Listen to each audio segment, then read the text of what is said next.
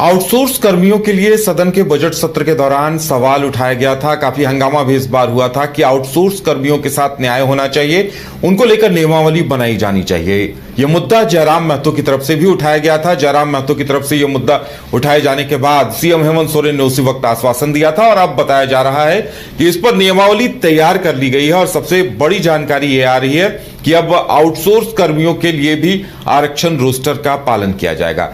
ज्यादा जानकारी के लिए इस वक्त हमारे साथ हमारे सहयोगी सौरभ हैं। सौरभ, क्या कुछ जानकारी आ रही है? झारखंड सरकार की तरफ से बताया जा रहा है कि नियमावली बना ली गई है। जी बिल्कुल, देखिए आउटसोर्स को लेकर बीते कई सालों से झारखंड में मांग चल रहे हैं। अब इसको लेकर झारखंड सरकार ने आउटसोर्स के तहत जो मैन पावर नियुक्त करने हैं, इसको लेकर नियमावली जारी कर दी गई है। और इसी मैनुअल के आधार पर अब जिस भी विभाग में जो नियुक्ति प्रक्रिया होगी उसमें इस मैनुअल का पालन करना आवश्यक माना जाएगा।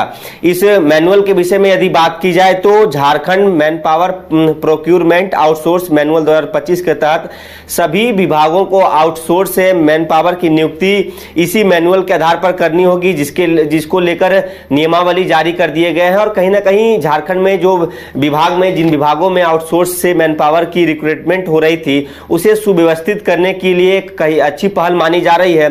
इसके साथ ही आपको बता दें कि इसको लेकर वित्त विभाग ने एसओपी तैयार कर ली है और कई शर्तों का भी इसमें जिक्र किया गया है। इसके साथ ही इस मैनुअल के अनुसार मैन पावर की नियुक्ति में अब राज्य सरकार के आरक्षण नियमों का पालन करना अनिवार्य होगा। जैसा कि आपने बताया कि बजट सत्र के दौरान इसको लेकर कई विधायकों ने भी सरकार से सवाल किए। अब जो झारखंड सरकार का जो आरक्षण नियम है, चाहे जो सरकारी नौकरियों में जो मिल रहा है या तो फिर अब आउटसोर्स में जो आरक्षण का नियम का पालन करवाना अति आवश्यक माना जाएगा। इसके साथ ही यदि एकल पद है तो उसमें स्थानीय जो उम्मीदवार है, जो स्थानीय कैंडिडेट है, उनको प्राथमिकता देनी होगी ताकि उन्हें नौकरी मिल सके।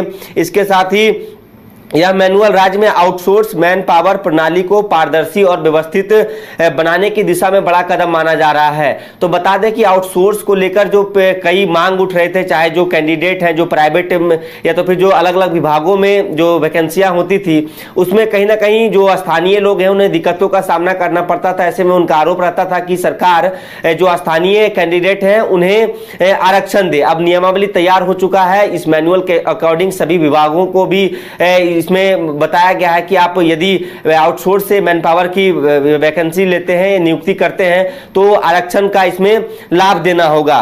तो बता दें कि लेकिन इस सबके बीच इस नियमावली में जो सबसे खास बात है कि समान वेतन की भी जिक्र की गई है। और जो अवकाश के बारे में यदि बात की जाए तो समान